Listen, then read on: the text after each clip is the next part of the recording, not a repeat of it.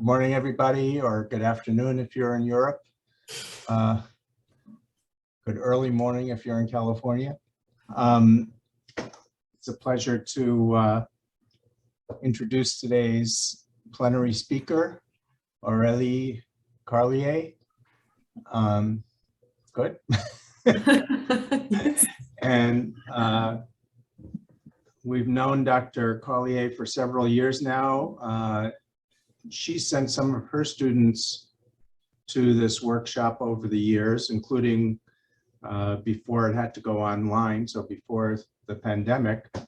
We've really enjoyed interacting with her lab.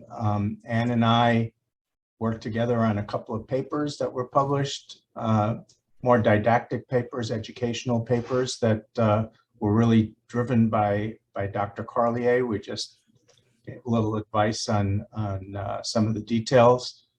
And she's been very devoted to spreading the word about computational modeling and how it can really empower research in biology and even translational research. She's done a lot of work on mechanical modeling and is very involved in the European Biomechanics Society, and is a faculty member at Maastricht University, where she's been for about 6 years or 7 years. Yeah. And sounds like a very exciting topic. So without further ado, please let's hear from Dr. Carlier. Yeah, thank you so much for this nice introduction. I will actually get back to these, let's say, publications that we have together also at the end of the talk. And so it's super nice to be here because indeed also my students attended this workshop, and myself actually also looked at a lot of the previous recordings and so on. So it's really nice that I'm able to present the software, let's say, to present a bit what we did so far with vCell. And I must say indeed that I'm trying to convert, let's say, a lot of people at Maastricht to use vCell. A lot of little student projects are all using virtual cell now, which is really nice.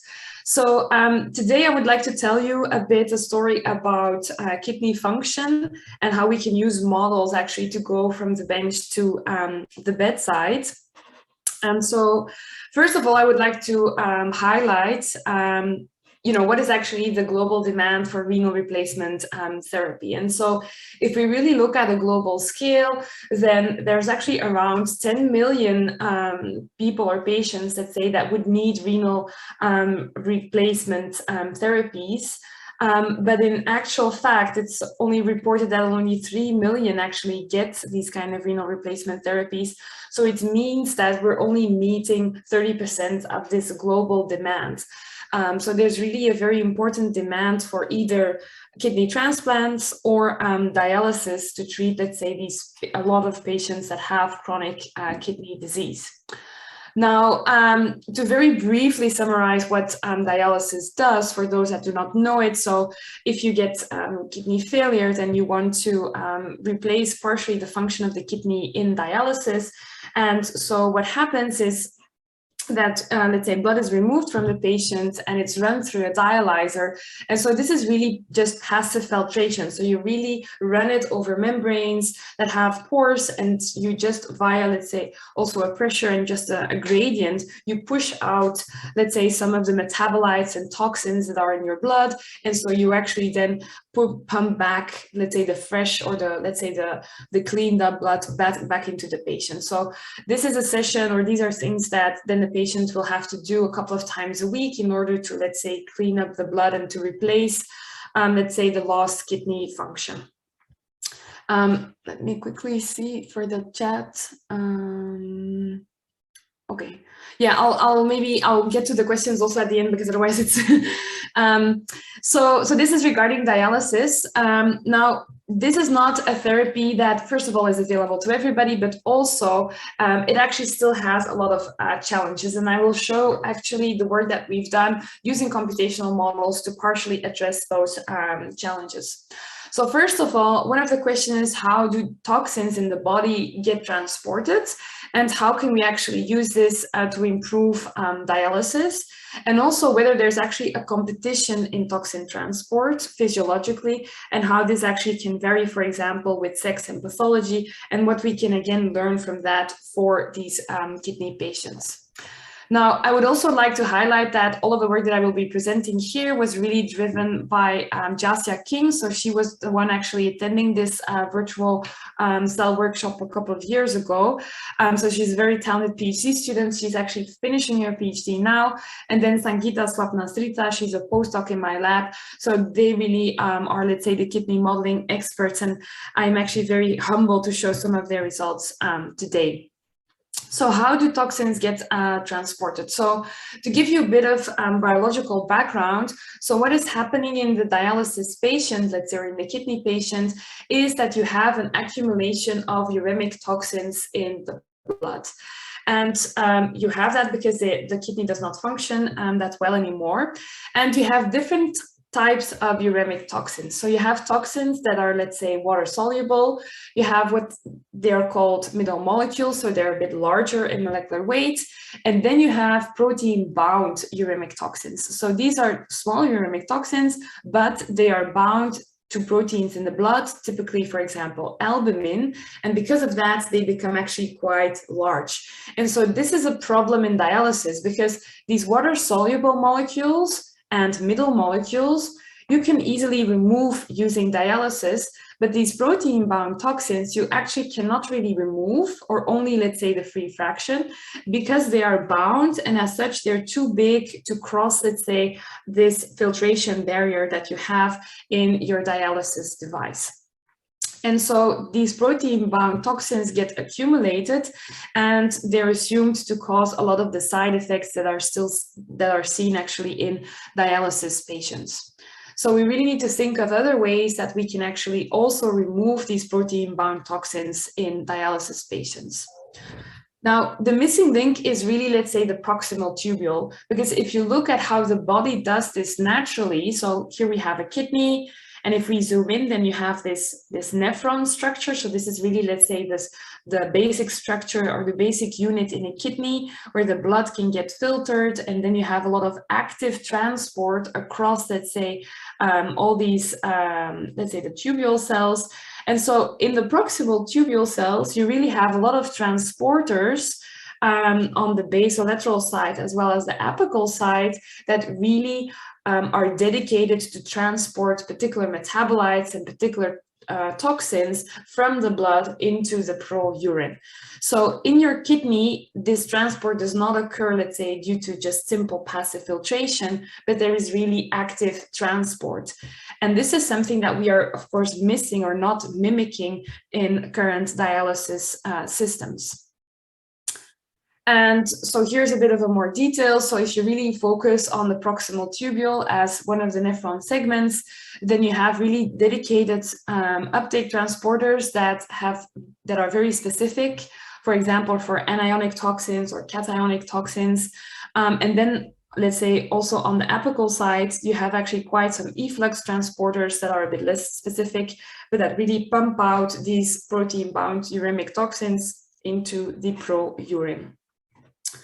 Now, so what we actually were interested in is to better understand, let's say, the dynamics and the kinetics of these systems, so that we could potentially use this information to improve dialysis. And I will get back to that in a couple of slides. So, and before I move into all the details, what we did actually, I would like to use the paper that, as also Les actually mentioned, we actually published in PLOS Computational Biology. So it was a bit of a more educational paper, taking the different steps or explaining the different steps, let's say, that you need to take in order to build a model. And so for this very first part of the presentation, I would like to take you to some of, let's say, these steps and apply them, let's say, to this particular model that we made. So to really structure, let's say, our decisions and to show you how we made this model. So as a first step, so the first step is to define your model. So if you want to make, you know, a model of the proximal tubule, you really need to really define what are the biological phenomena that you are interested in and that you want to capture. And so in our case, this was really this active toxin transport. So that was really the core that we wanted to model and that we wanted to capture. Now, then, of course, you need to simplify your system. That's also the whole goal of making a computational model, is to come up with an abstract system that nevertheless, of course, can explain the essential phenomena. So you need to simplify, you need to make some assumptions. And so we did the same. So we decided to focus on OAT1 and BCRP. So these are two transporters, whereas, of course, many more transporters are actually known. But we decided to focus on those. And in the beginning, we also decided to focus only on one toxin. So we decided to focus on indoxyl sulfate, which is a very well-known protein-bound toxin, also known to induce these side effects. So it's a very important one. And in the beginning, the first model that we made, we actually assumed that there was no albumin present. So this is, of course, a simplification. And then what you also need to do is you need to identify what are actually your reacting species. So what are, let's say, the variables in your model. And so in our case, since we really simplified it, it means we have the transporter, we have the toxin, and we have also the transporter toxin complex. So this also means that we have, in this case, 3 variables. So it also means that we would have 3 equations that will define how these variables change as a function of time and space. And then you need to also think about the number of compartments that you want to have, and as a consequence, also the number of membranes. And so for the very first model that we made, we decided to really mimic the in vitro system in which also the experiments were done, which I'm also going to explain a bit in the next slide. And so in that sense, we actually said, okay, we only want to have 2 compartments, being, let's say, the cell monolayer compartment and then the well compartment. And so there's one plasma membrane boundary that actually, let's say, separates those 2 compartments. So these were really the first steps that we took in making, let's say, this simplified model. And so here's the schematic representation of these in vitro experiments. So we collaborated here with some people, let's say, in Utrecht, who actually created this specific cell line that overexpresses the OAT transporter. So we can really culture these proximal tubule cells in a monolayer, and then they express the OAT transporter. And so we can then measure, so we can take, let's say, cell lysates, but we can, of course, also take a bit out of the medium. And then we can really, using LCMS, we can really measure the concentration of indoxyl sulfate, either in the medium or in the monolayer, so that we can see how much is taken up as a function of time.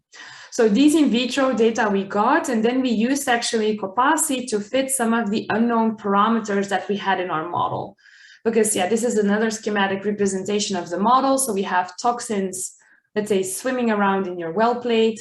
They can bind to the transporter, and then actually they could also be released back. So we also had the efflux bumps in the model as well. So, but some of these rates, let's say, and also the amount of transporters were not known. So we fitted these parameters to the data.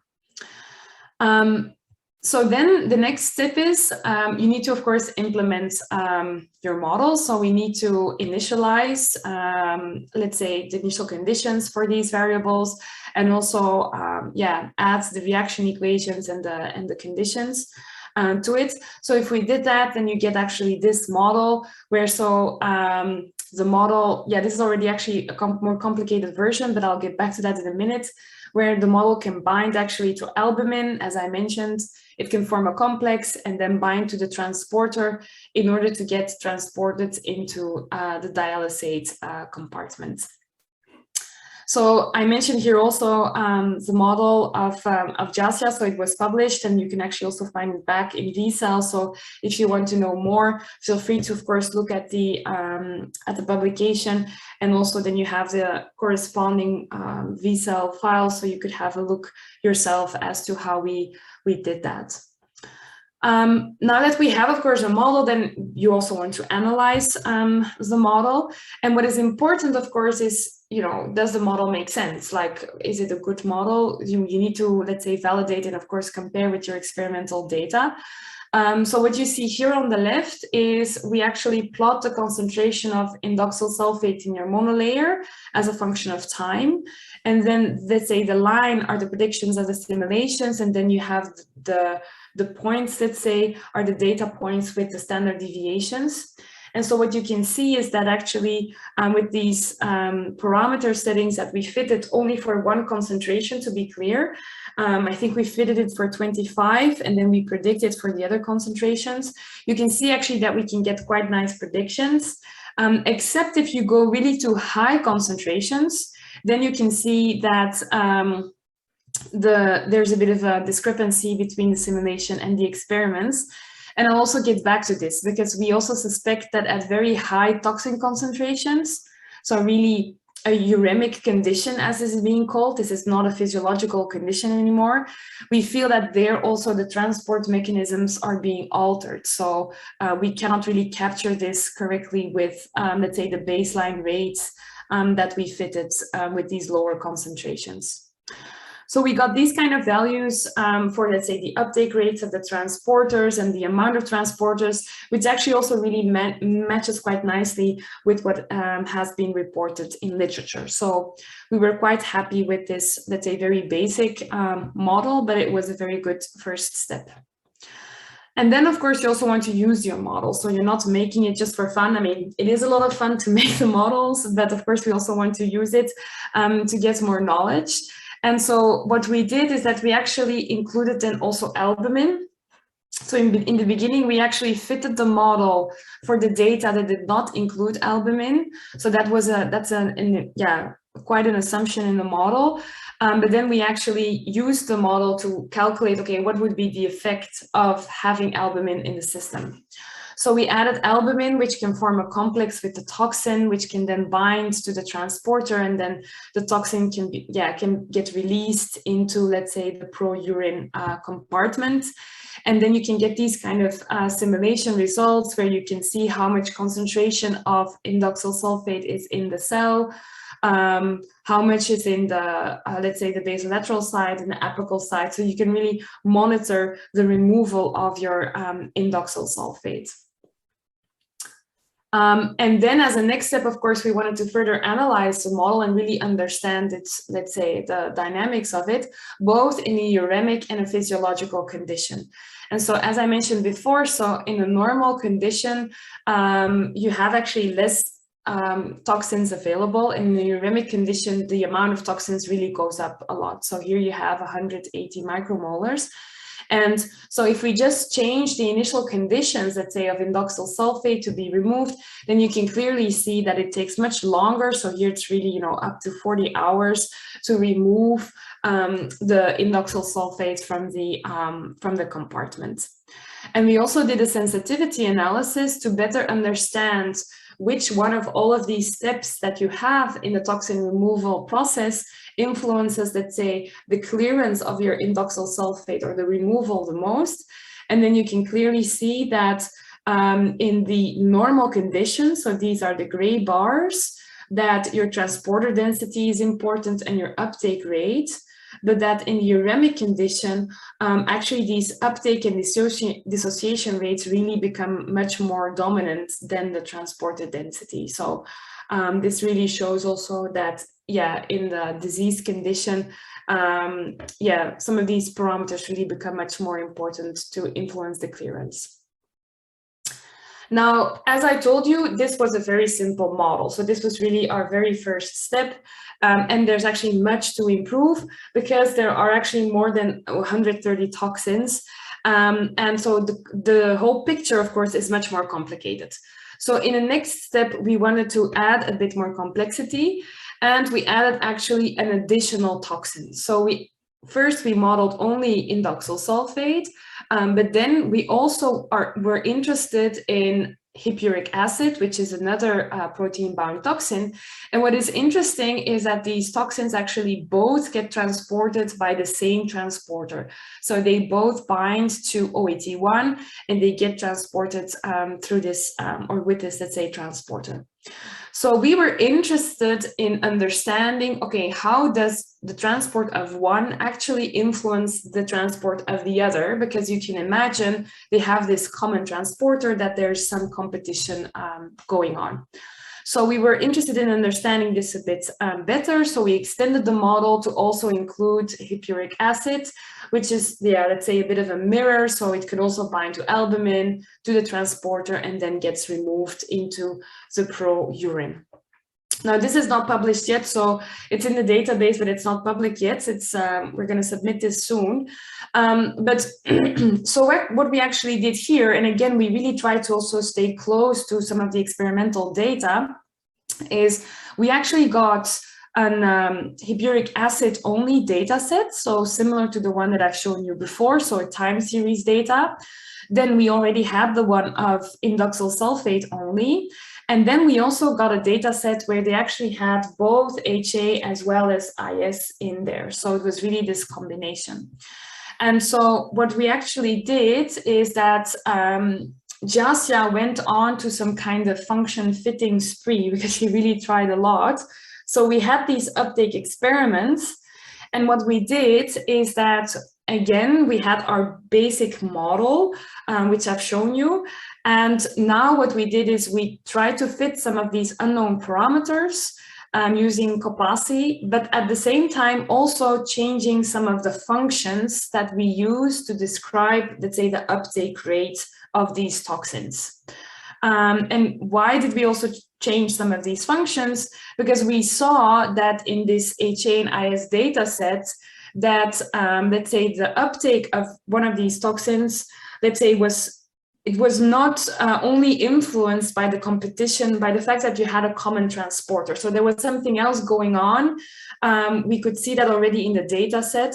And so that's why we decided to also try out various functions to see which one would actually fit the data best. So we tried to find, let's say, the function for HA only first, both in a physiological state as well as a uremic state. The same for IS, which I actually showed you before. And then also for this competition, again, both in the physiological state and in the uremic state. So, and here you can see some of the results. So we tried, let's say, a constant rate, but we also tried some rates where, for example, this uptake of, for example, hippuric acid gets boosted by indoxyl sulfate, so it gets increased, or the dissociation is inhibited. So we tried all kinds of combinations. And we then fitted it using Copasi to the data and saw, okay, how good is, let's say, this fit. And so what you see here is, let's say, the root mean square error for these two different concentrations for the different, let's say, type of functions. And we also use this Akaike information criterion because some of these functions, of course, they have more parameters. So then it's also to be expected that maybe your fit is a bit better simply because you have more parameters. So to kind of correct for that, we also use this criterion to see, okay, can we identify which one of these functions seem to work better under which circumstances? And so what we actually saw, and again, this is, you know, just from the modeling itself, so I'm not claiming that this is biologically true. I do think more research, of course, needs to be done, but it gives already some nice, let's say, first evidence or some hypothesis that could then be explored experimentally. But so for hippuric acid only, in the physiological state, we saw that the uptake rate is actually boosted by the concentration of HA, so in the blood itself, and it has a constant dissociation rate. But in the uremic condition, we saw that you know, the best fit was given if you had a constant uptake and dissociation rate, but that this baseline value, let's say, was actually 5 times lower. And in the competition model, we again saw that in a physiological state, you needed, in this case, you wanted to have HA inhibited HA dissociation and a constant uptake. And for IS, it should also be inhibited by HA, whereas in the uremic state, it was again slightly different. So what is maybe important to just summarize, to take from this, is what we saw when trying to, let's say, fit the data from our, let's say, basic model, is that we saw that the toxin removal is different in a physiological and a uremic state. So it's not only, let's say, that the rates are different, but that really there seems to be different mechanisms or some kind of inhibitions going on. So also, let's say, that different functions were needed in order to properly being able to fit these time series data. And so this kind of hints towards the fact that competition is taking place actually at multiple levels. So it's not only because they share one transporter, but also really, let's say, the rate of transport is being affected. And this then also then leads to the fact that the IS to HA ratio that you have in your blood is very important for the overall removal of these toxins. So this is schematically shown here. So depending on how you change this ratio, you will have much more IS bound to the transporter. So you will have, let's say, the preferred removal of IS over hippuric acid. And so this is important because in particular uremic diseases, you do get a shift in this ratio. And so this might also explain why some patients, retain, for example, hippuric acid longer and actually might have more side effects. So again, this needs to be shown also experimentally, but it does seem to hint towards this as well. Now, this was, let's say, a bit more fundamental, or like trying to mimic some of these in vitro data and see what we can learn from that, from the normal kidney physiology. But then, of course, we also want to use this knowledge, how can we use this to improve dialysis? Now, I'm working together with the people, that were also provided the experimental data, and what they are working towards is to try to establish what they call a bioartificial kidney. So here you can see that the typical dialysis device where blood enters, and then you have these hollow fibers. So it's a really big surface area. So to try to really filter out the blood, or let's say filter out the toxins, and then the blood, let's say, which is filtered, comes out again and is circulated back. Now, what they envision, let's say, to improve this is not to have, let's say, passive filtration with some kind of membrane, but to really put cells on this membrane so that we can also have the active transport, let's say, removal of the toxins. So this is actually shown schematically here. And so what we did here, so this was not in virtual cell, this was actually in COMSOL, but what we did here is that we tried to model, let's say, you have the blood flow that coming in and out here, and then you have, let's say, the membrane, you have this cell layer, and then we added, let's say, this previous model that I've shown you of toxin transport to this cell layer to really also model the active transport across this cell layer into, let's say, the dialysate. And then you get this kind of results where, as a function of time, more and more, of course, of your toxins get removed. And so what we also then did, what we were interested in, is understanding, okay, if you want to make such a device, you need to have then a monolayer of cells. And so independent on whether how you would do this experimentally, because this is also not so easy to do that. But we just already were interested theoretically, how should, let's say, this pattern, let's say, of transporters be? So what we tested here is that we have the same amount of transporters in all of these different patterns, but we decided to look for, okay, what if, you have a uniform density, or what if you have certain patches, for example, that have more transporters than others, or some gaps because you, for example, have some damage. How would this affect the clearance of your toxins? And then you can clearly see here below that if you look at the clearance, so the pink bars, that it's really highest for this uniform distribution. So here we really showed with the modeling that if you would want to make such a device, that you need to have a uniform distribution of your cells, of your transporters. That is really preferred over having some gaps, even though then the other areas have more transporters present.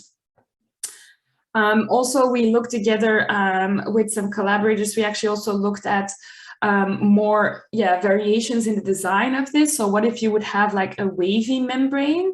Would that maybe help to improve the clearance? Because there's also some evidence that these cells might work better, let's say, and express more transporters if there is particular shear stress levels, which you could then induce with such a wavy design.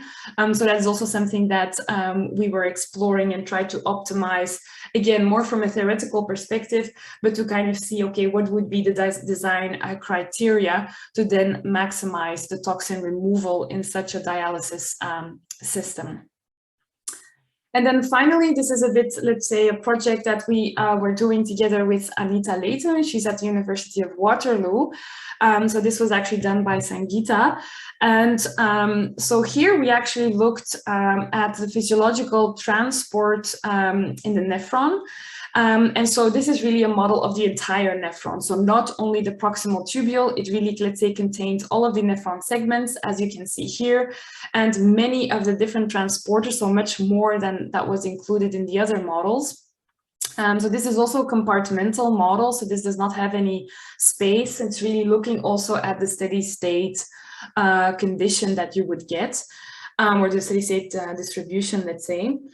And so what Sangeeta was actually interested in is to understand better how the sex differences in the kidney affect, let's say, the transport function of the kidney.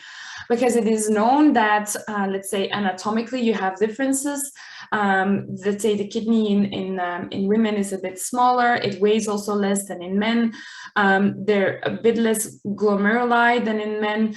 But also the expression of these transporters that I was talking about has also been shown to be different in male and female mice. So that actually led us to hypothesize that, okay, what does that actually mean for the transport function in normal kidneys, but also in disease, for example. So together with Anita Layton, we actually looked at diabetic patients and also tried to see whether a particular drug actually influences the excretion of your glucose. So if you block your glucose transporter.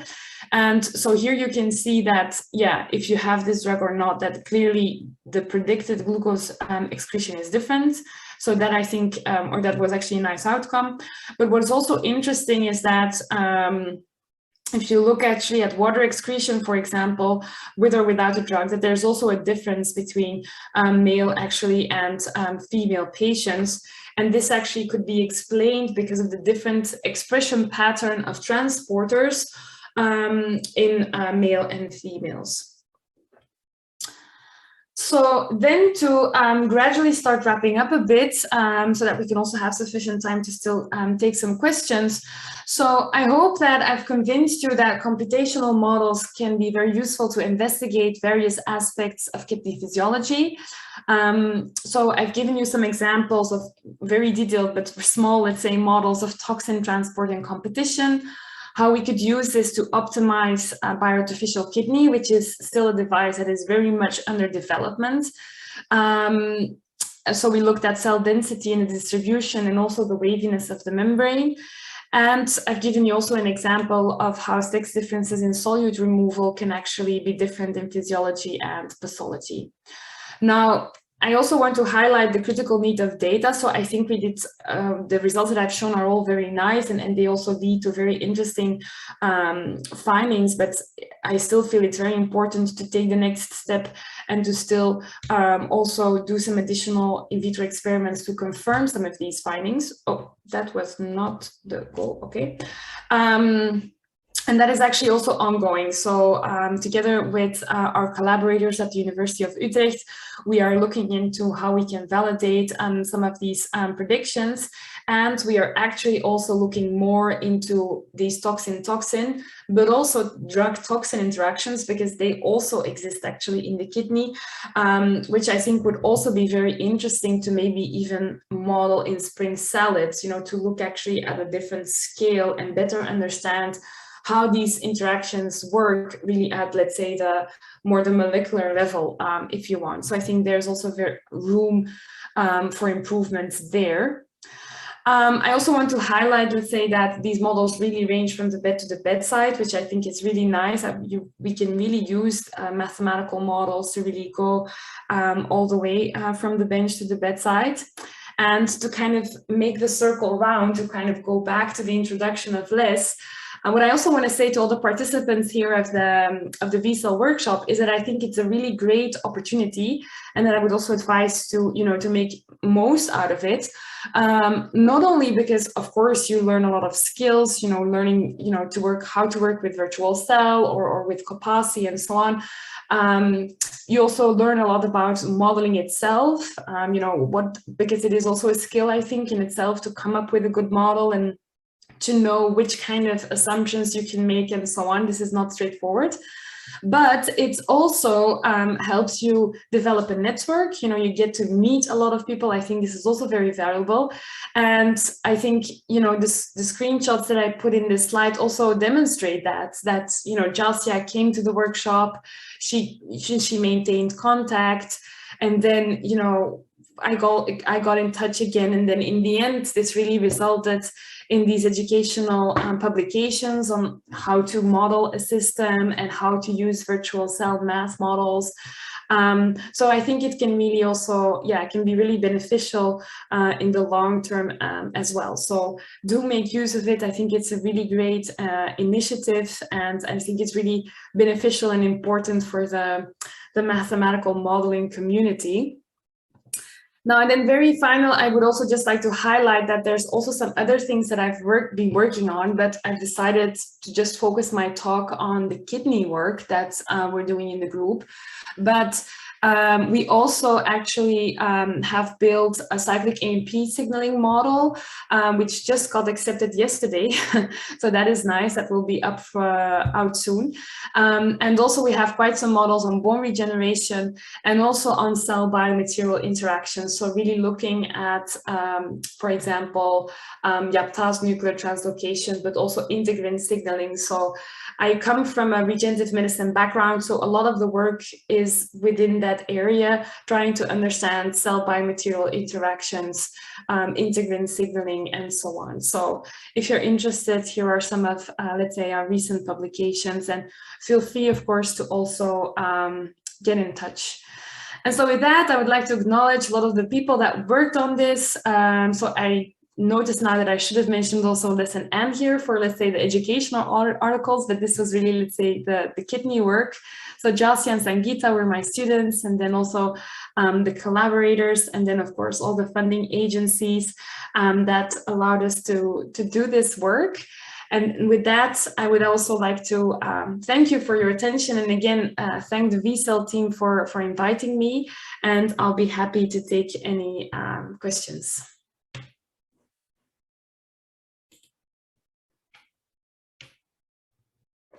Thank you so much. There were a few questions in the chat. There's quite a few on the chat, yes.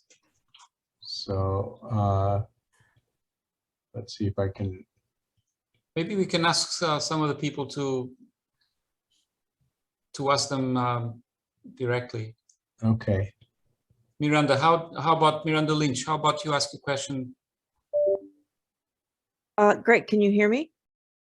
Yes. Great. Fantastic talk. Thank you for presenting this work. So my questions had to do with the bioartificial kidney setup that you talked about. And I understand this, you know, kind of still very preliminary, but, you know, it seems like there's a couple things that would be important to account for. And I wasn't sure from your discussion whether those were accounted for in the modeling. And one of them is the distribution of the transporters themselves on the cells. So what type of cell setup, by the way, I mean, would these be sort of cells that are overexpressing the transporters to be employed in these types of monolayer biofilms? Yeah, it's a very good question. I'm not sure, because of course then it means it needs to be genetically manipulated, and I'm not sure whether that would be easy for approval purposes, even though it's outside the body still.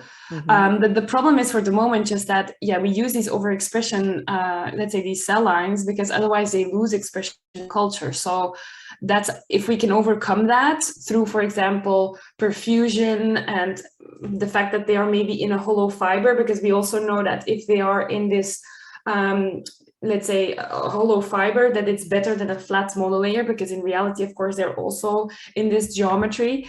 So if we can overcome, then I think it would be better to just keep them as is and not overexpress the transporters. But I agree, like, would it be a variable and would it decrease over time? I think we don't know. I think these are things that should be measured. But what I understood also from my collaborators is that it's not so easy to measure, in the sense, is it then, let's say, the expression that goes down, or is it, let's say, the rate of the transporters themselves that, you know, let's say the efficiency that goes down? And also, you know, what if you have indeed some damage? You know, what if, you know, if in such a device over time, you know, this is not a nice monolayer anymore. So I think there's a lot of, let's say, experimental questions still there, or let's say challenges to be solved. And then for the moment, we don't have this in the model, but of course we can include this, you know, if you would know indeed, or if we would suspect a particular distribution, or if we would suspect where the efficiency goes down, then you could, of course, include this in the model. But for the moment, we don't have it because, yeah, we don't know what, yeah, we don't have any data. So it would be a bit of a guessing. Great. Great. Thank you very much. Okay. Bilwa Lee also had a couple of questions. Do you want to ask something, Bilwa? Sure. Thank you very much. Actually, my very limited experiences on kidney modeling was when I was actually in the virtual physiological lab when I was at University of Michigan with Dr. Daniel Beard. So actually, I have shortly looked into a kind of spatial peristaltic mechanical contraction based potential hyposized mechanism of solute concentration. But overall, thank you very much for your great talk and proceeding research. So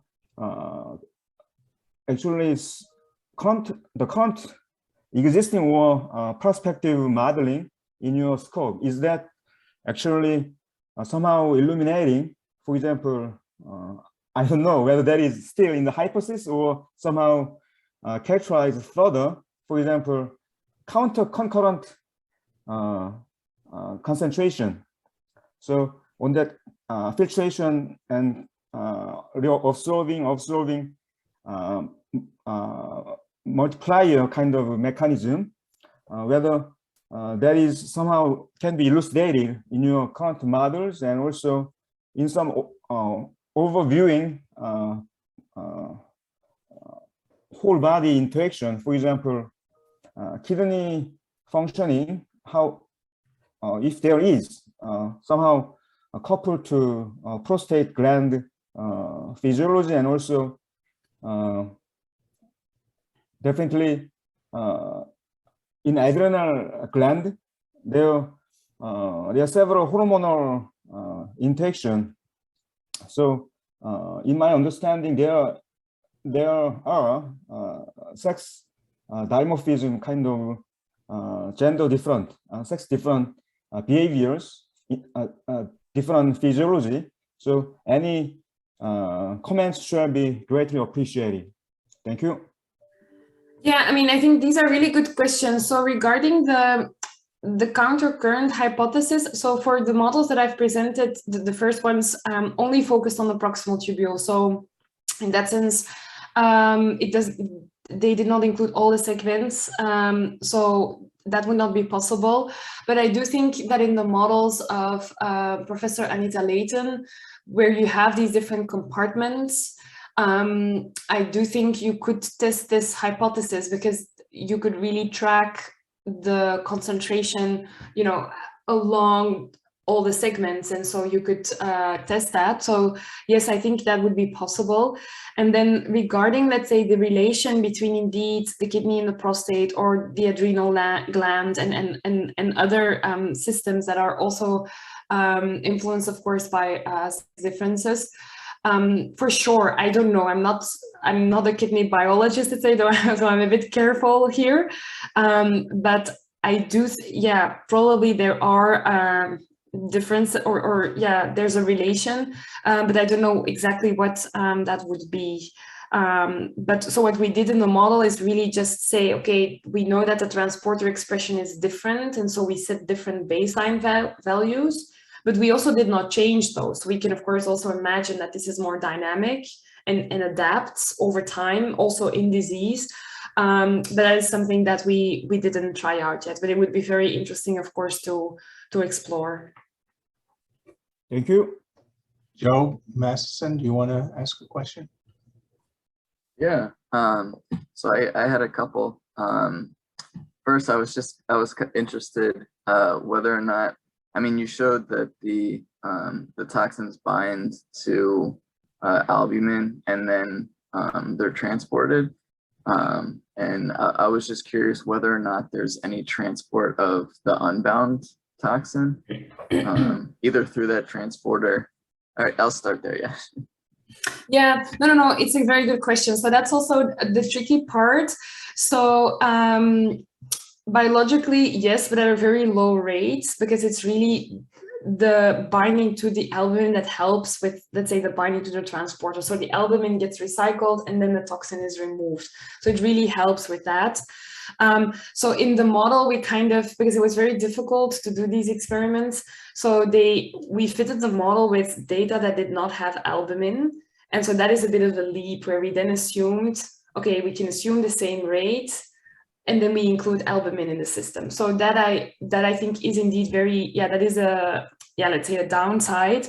And so with the collaborators, we're also discussing like, okay, we should do some additional experiments with albumin, because that might affect the rates as well. So then we would have, yeah, so that's indeed, it's an important distinction, absolutely.